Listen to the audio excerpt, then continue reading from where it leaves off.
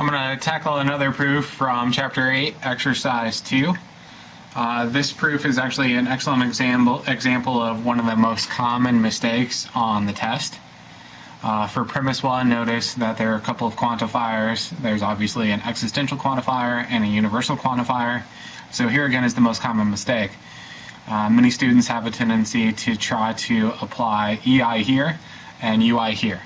Let's strip this quantifier and strip this quantifier, and then we can break it up from there pretty easily. But instantiation can only be applied when the quantifier, either existential or universal, is the main operator. And yes, obviously there are quantifiers in there, but neither actually is the main operator. The main operator in premise 1 is the horseshoe. It comes in the middle of the two groupings here, if you will. There's the antecedent. The existential quantifier is only applying to x is an A. And then the universal quantifier is applying here. For any x in the universe, if x is a B, then x is a C. So the main operator is the horseshoe.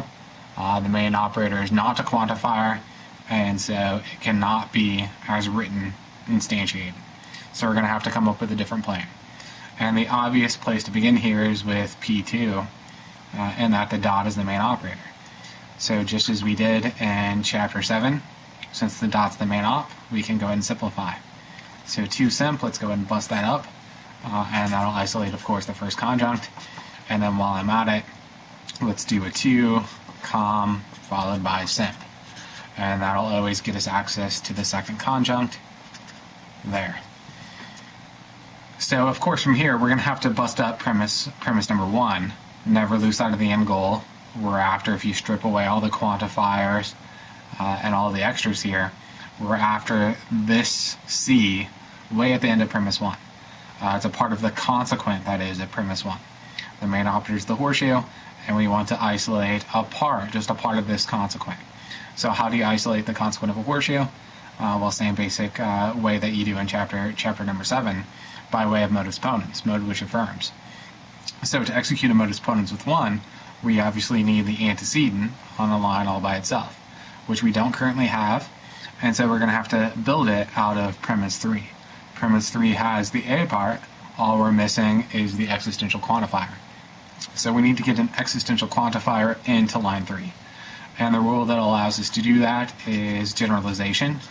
In this case, e.g., existential generalization. E.g. is flexible. It can go either from a constant or from a variable. In this case, we have a constant, but that's perfectly fine.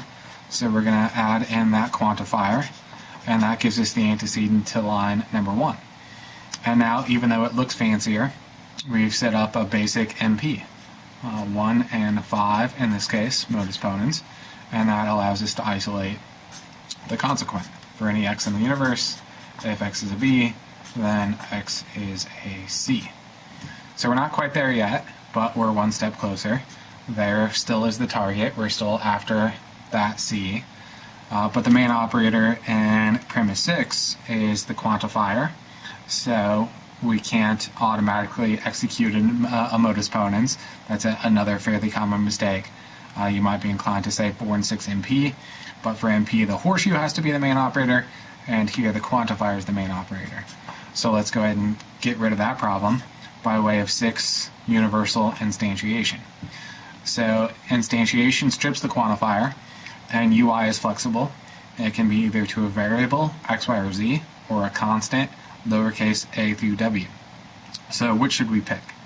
And let's take a look at what we have to work with here, really, and where we're going here. And looking at what we have and where we're going, a constant makes sense. And not just any constant. We wanted to link up with what we have and what we need. And so let's pick the constant m. So I'm going to strip that quantifier and replace those x's with the constant m. And now I've got myself a real simple MP, just as it was, only a little bit more precise now, accounting for the subject and the predicate, but really just as it was in Chapter 7. So we've got a 4 and a 7 MP, and we're done. We've now derived the conclusion, and that's all there is to it.